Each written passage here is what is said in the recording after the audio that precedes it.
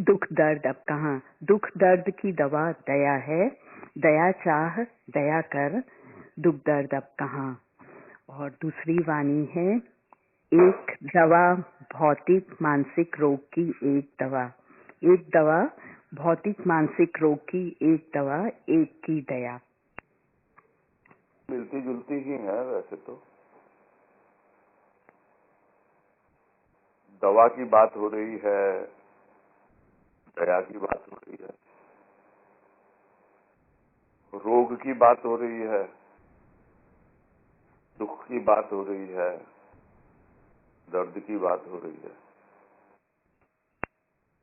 तो इन सब बातों को सिर्फ बात तक न सीमित रख के हम अपने जब अनुभव से जोड़ते हैं तब लगता है कि ठीक है, शरीर में कष्ट होता है, किसी न किसी रूप में कष्ट आता है हमारे जीवन में, और वो कष्ट जो है हमको कुछ ऐसा हो जाता है कि बिना दवा के ठीक नहीं होगा। तो शरीर की दवा के लिए तो चाहिए, शरीर के कष्ट के लिए शरीर की दवा चाहिए। और मानसिक कष्ट, कष्ट कोई मानसिक नहीं होता है, मानसिक जो होता है वो तो दुखी ही होता है। तो फिर दर्द क्या है? तो जैसा समझ में आ रहा है कि दर्द जो है वो कष्ट और दुख दोनों को जोड़ता है। यानी शरीर में कष्ट है, लेकिन हम जब उस पर ध्यान देते हैं तब हमको उसका दर्द अनुभव में आता है। अच्छी बात है, अनुभव में आ गया। नहीं तो क्या होता है, ये पेन किलर करते क्या है? शरीर में तो हो रहा है कष्ट, लेकिन पेन किलर जब लेते हैं हम तो हमारा ध्यान वहां से हट जाता है, क्योंकि हमारी ब्रेन के जो सेंसेशंस हैं उनको वो इस ढंग से एडजस्ट कर देता है कि हमको वो दर्द बहुत कम अनुभव में आता है। तो कष्ट तो होता है, व्याधि है शरीर में, रोग लगा हुआ है और उसकी दवा भी हम ले रहे हैं, किंतु वो जो दवा है वो दवा शरीर तक ही सीमित है। जब मन की ओर जाएगी, यानी स्थूल से सूक्ष्म की ओर जाएगी, तो एक अवस्था से दूसरी अवस्था यानी स्थूल से सूक्ष्म में जब उसका ट्रांसफॉर्मेशन होता है यानी रूपांतरण होता है, उस बीच में जो अवस्था बनती है वो दर्द की अवस्था बनती है। तो ज्यादातर तो हम दर्द में ही होते हैं। किसी को किसी चीज का दर्द है, किसी को किसी चीज का दर्द है। अब वो दर्द जो है वो हो सकता है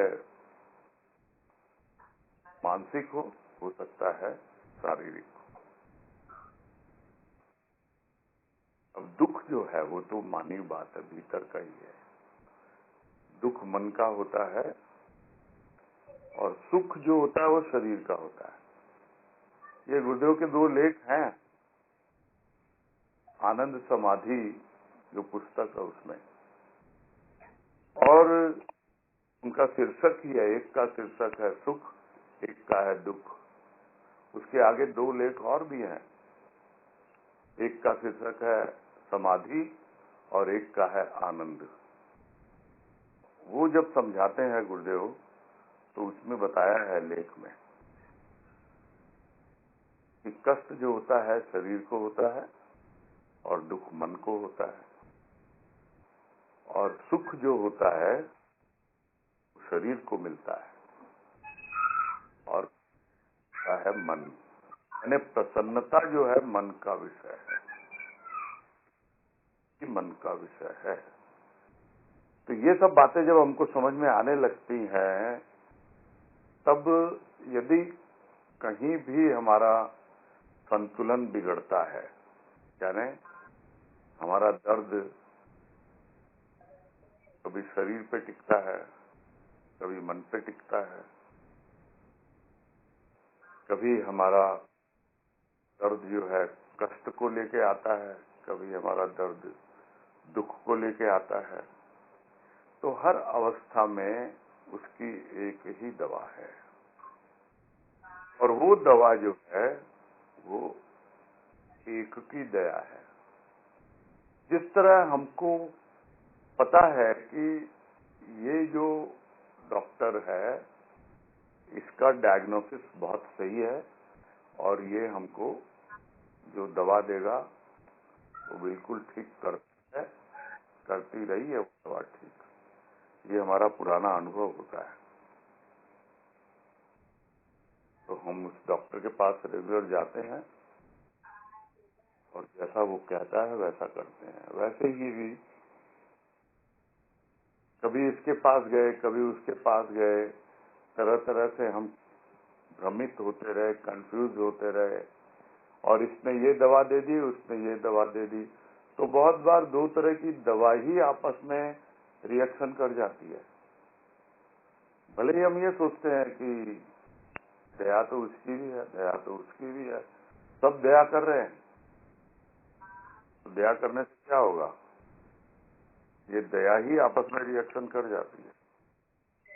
तो एक की दया चाहिए हमको, नहीं तो हम खुद ही कंफ्यूज रहेंगे, पता ही नहीं लगेगा किसकी दया है। अच्छा इसकी दया है, नहीं नहीं इससे तो काम बना नहीं, उसकी दया है। रोग दूर नहीं होता, हो सकता है शारीरिक कष्ट दूर हो जाए, किंतु मानसिक दुख जो है वो दूर नहीं होता है।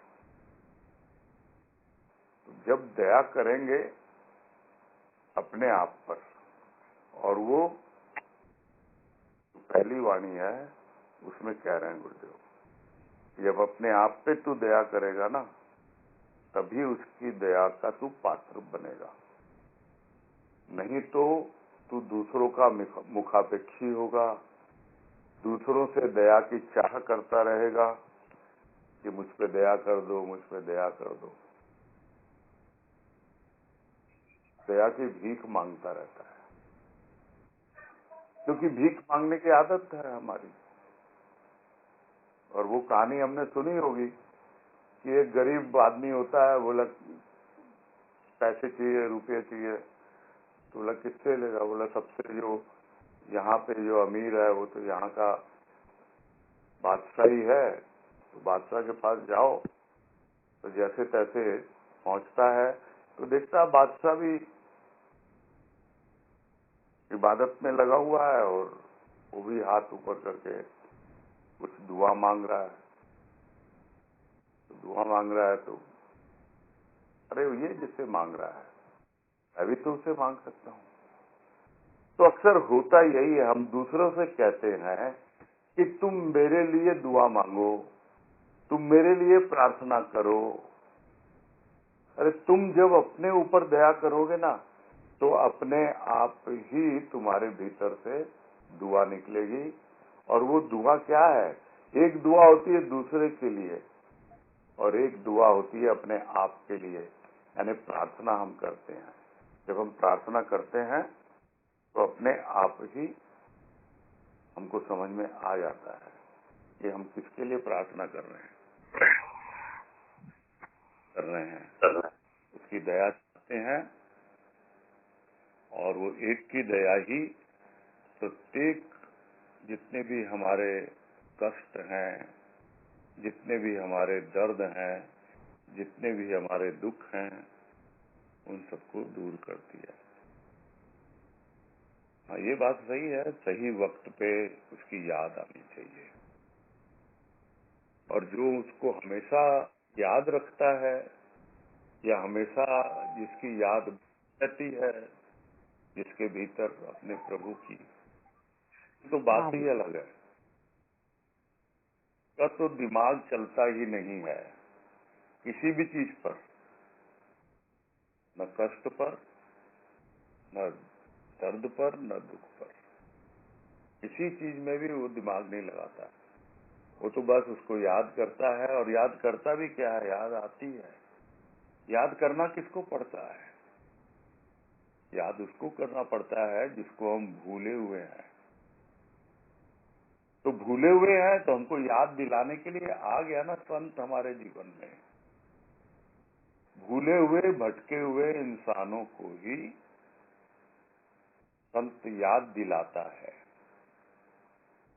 और जब हमारी याददाश्त जाग जाती है, जिसको शुद्ध हिंदी में कहते हैं स्मृति, जब हमारी स्मृति जाग जाती है, ये हम तो भूले हुए थे भगवान को और रमे हुए थे दुनिया में, ये तो संत आया मेरे जीवन में और इसने मुझे याद दिलाई, तब मुझे उसकी दया समझ में आई। और जब याद दिलाई तब लगता है, तो भजन की लाइन मुझे याद आने लग गई कि तेरी याद अब तो दया बन के हर पल आने लगी है प्रभु। तो दया बन के हर पल उसकी याद आने लग गई। कैसे कोई भूल सकता उसको? तो कैसे कोई उसे भुला पाए जिसने जीवन नया जिलाया है? कैसे कोई उसे मिटा पाए जिसने खुद को स्वयं मिटाया है? ये सब भजनों की लाइनें अब याद आ जाती हैं जब इस तरह की बातें चलती हैं। तो हम खुद को मिटाने के लिए तैयार हो जाए, फिर कोई भी इस संसार में न किसी आदि की व्याधि की किसी की भी औकात नहीं है जो हमें मिटा पाए, क्योंकि हमने अपने आप को मिटा दिया। अब हम हैं ही नहीं, और जब हम हैं ही नहीं तो कौन है फिर वहां? बस वही है, वो एक उसका रूप हमको समझ में नहीं आता, और उस एक का रूप की याद है, और वो याद ही बन के हमारी सुरक्षा करती है, हमारे लिए एक सुरक्षा कवच का काम करती है। कोई भी स्थूल की बात, कोई भी सूक्ष्म की बात न तो हमें कष्ट देती है और न ही हमें दुख देती है। ठीक है, थोड़ा सा दर्द होता है, हल्का सा, लेकिन वो बस जिसको कहते हैं हम लोग अपनी सत्संगी भाषा में कि सूली पे चढ़ने वाले थे लेकिन शूल चुभकर रह गया। शूल यानी कांटा। इतना सा है, इतना सा दर्द तो होगा, होता है, स्वाभाविक है, अन्यथा कोई सोचने की बात नहीं है कि दया हमेशा हमें सुरक्षित रखती है, और जो कुछ भी शरीर के लिए हमें अपने आप को सुरक्षित रखने के लिए करना है वो तो करना ही है। और बार बार आज के परिप्रेक्ष्य की बात आती है, जो माहौल अभी पूरे वर्ल्ड में चल रहा है वायरस को लेकर, ये सब बातें आती हैं। तो जितना प्रोटेक्शन हमको अपने आप को करना है वो तो करना है। जो दवा यदि आवश्यक है तो वो भी लेनी है, किंतु यदि हम उसको याद करते हैं और उस याद में एक निरंतरता है, कंटिन्यूटी है, तो स्मृति तो एक बार जागती है, तो स्मरण में कंटिन्यूटी होती है, जिसको लोग कहते हैं नाम स्मरण। तो नाम स्मरण कोई भौतिक चीज नहीं है, मुंह से रटने की चीज नहीं है। वो स्मरण जो रखना है वो उसकी दया को ही रखना है, कि वो उसकी दया से सुरक्षित हर अवस्था में मैं सुरक्षित हूँ।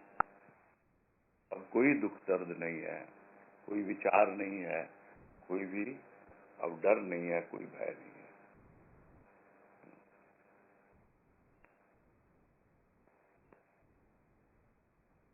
ठीक है, जैसा भाव दिया गुरुदेव ने, अभी कई तरह की बातें आ गई।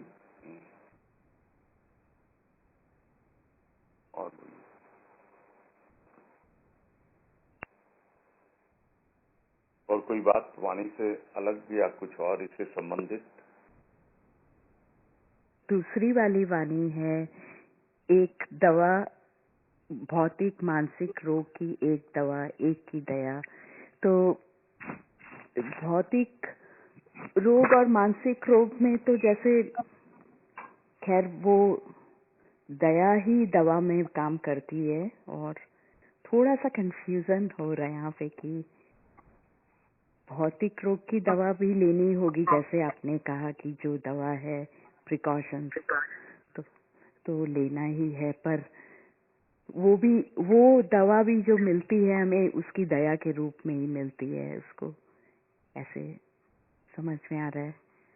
नहीं तो वो दवा भी नहीं मिल पाती है समय पर, अगर तो वो भी उसकी दया ही है, जो कुछ जीवन में हो रहा है उसकी दया ही है। देखो, एक होती है मजबूरी, है ना। मजबूरी में हम स्वीकार करते हैं। और एक चीज होती है जरूरी। तो हमारे लिए जरूरी है प्रिकॉशन लेना।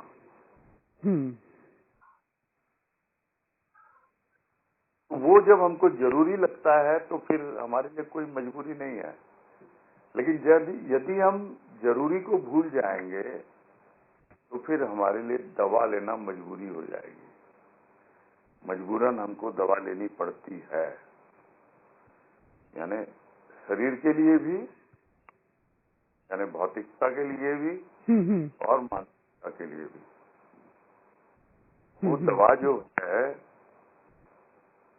वो अगर हम सोचे समझे बिल्कुल हमारे लिए जरूरी है, उसकी दया। हमारे लिए जरूरी है कि हम प्रिकॉशन लें, भौतिक जीवन में सावधान रहें, बच के रहें। अभी नहीं, ऑलवेज। अभी तो एक एबनॉर्मल सिचुएशन है, इसलिए हम उस दृष्टिकोण से चीजों को देखने की, समझने की कोशिश कर रहे हैं। अन्यथा जब कभी भी हो, हमारे लिए जरूरी है कि उसकी दया हमारे साथ रहे, एक सुरक्षा के रूप में रहे ऑलवेज, ताकि दुनिया की बातें, दुनिया की स्थिति परिस्थिति वो हमें किसी भी प्रकार से कष्ट करना हो, कष्ट न दे, शरीर को परेशान न करे। नहीं तो कान से सुनते हैं हम कुछ बातें और एकदम भीतर में, दिल में ले लेते हैं। अब बनाने लगते हैं अपने भीतर ही भीतर। ये सब चीजें होती हैं। तो अब अगर आप अभी के परिप्रेक्ष्य में समझोगे तब तो दवा तो लेनी पड़ेगी भाई, अगर आपको बीमारी लग गई है तो। और अगर नहीं लगी है तो आपको जरूरी है अपने ऊपर दया करें, लोगों पे दया करें। काम अगर आपके माध्यम से हो तो उसकी मर्जी है ना। यहाँ जो दया कर बोल रहे हैं ना, दया चाह, दया कर, तो अपने ऊपर दया कर। हर कोई चाहता ही नहीं है दया, और चाहता भी है तो फिर स्वार्थ की वशीभूत होकर के, और भाई अभी इतना सब हुआ है, भाई भगवान मेरे को बचा, मेरे को बचा। जो तुमको करना हो तो करो। और अगर वो नहीं किया और किसी कारण से आप उलझ गए उसमें, तो दवा तो लेनी होगी ना। मजबूरी बन जाती है फिर वो चीज। और यदि आपको जरूरी है बचना तो जरूर बच के रहो, वो बहुत आवश्यक है ना। दवा लेंगे तो उसकी दया काम करेगी। वो तो ठीक है, वो तो बिना दवा के दया क्या काम करेगी। हम सोचते नहीं, हम तो भाई वो कर लेंगे, ऐसा नहीं होता है। जो काम जिससे होता है, प्रकृति के खेल प्रकृति से ही खेले जाते हैं और प्रकृति तक ही सीमित होते हैं। इसलिए यदि शरीर को कष्ट है तो शरीर की दवा स्थूल प्रकृति के लिए स्थूल के उपचार हैं और सूक्ष्म प्रकृति के लिए सूक्ष्म के उपचार हैं। तो दया जो है वो अपने ऊपर करना, वो हमको स्थूल में सूक्ष्म में दोनों पे करना है। और दया जो है उसकी दया वो सूक्ष्म में ही ज्यादा है। स्थूल में इतनी हो सकती है कि हमको कोई डॉक्टर नहीं मिल रहा है या दवा नहीं मिल रही है तो वो डॉक्टर हमको मिल जाएगा, दवा मिल जाएगी, या किसी और से हमको किसी न किसी रूप में सहायता मिल जाएगी, बस इससे ज्यादा नहीं। इस रूप में दया आ जाती है उसके सामने। लेकिन हम पूरी तरह इस पर डिपेंडेंट न रहें। हम ये मान के चलें कि हमको बचना है, इससे हमको सुरक्षित रहना है, बस ये ध्यान रहे। जैसे भाभी ने भी कहा और सत्संग में सुना हुआ भी था कि दया और कृपा में फर्क होता है। दया ईश्वर सब पे करता है। जैसे सत्संग में सुना कि एक हाथी पर भी करता है, हाथी को मन देता, एक मन खाने को देता है और चींटी को एक कण देता है। सब पर दया करता है ईश्वर तो पर। और कृपा वो विशेष होती है। वो विशेष कृपा पे कुछ 1 मिनट कुछ थोड़ा सा बता दीजिए भैया, चल रहा था कई दिन से। उसका एक भजन की लाइन बीवी जी की याद आ गई मेरे को। हाँ। वो ये है कि अधिक भक्तों की तरफ तू देखता, दिल तो उनका है भक्तों की तरफ तू देखता। क्यों देखता? क्योंकि दिल तो उनका है प्रभु तेरे पास है, उनका दिल तो तेरे से लगा हुआ है, बस इसलिए तू ज्यादा उनकी ओर देखता है। इतना ही कृपा करना है और कुछ नहीं। तो इन शॉर्ट आप इसको ये समझ लो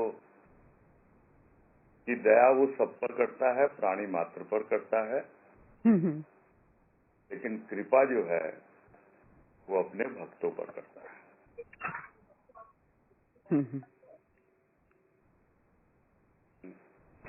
ठीक है, इसमें आगे बात